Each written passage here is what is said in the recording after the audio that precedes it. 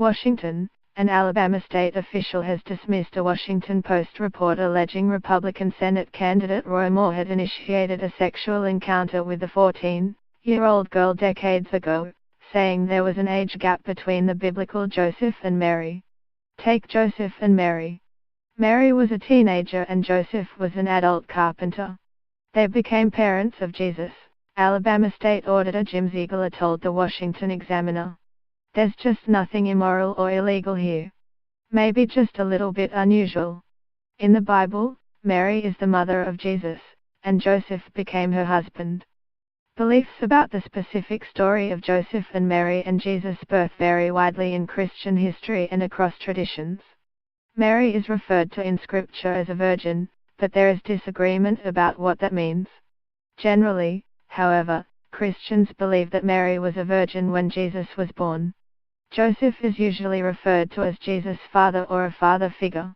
The Bible does not state Mary and Joseph's specific ages, but she is usually understood to be a teenager, and Joseph was an adult. Moore is a judge and the GOP nominee for U.S. Senate in Alabama, one of the most solidly evangelical states in the country. He was twice elected to, and twice removed from, the state Supreme Court after refusing to follow church state laws. In 2003, he refused to remove a Ten Commandments monument from the state judicial building. In 2016, he was suspended after ordering judges to deny marriage licenses to same-sex couples. The Post also alleged that Moore had pursued 3 other girls when they were between the ages of 16 and 18 and he was in his early 30s.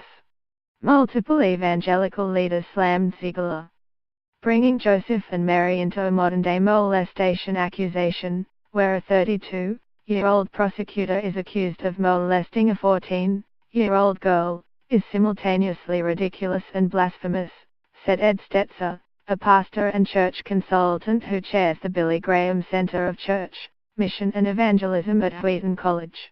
Even those who followed ancient marriage customs, which we would not follow today, knew the difference between molesting and marriage. Women were chattel back then, they were traded. Of course they married men who were much older and had multiple wives, said the Reverend Amy Butler, senior minister of the Riverside Church, a historical and prominent interdenominational church in New York City. It's completely ludicrous to equate the sex assault of a minor with an ancient culture.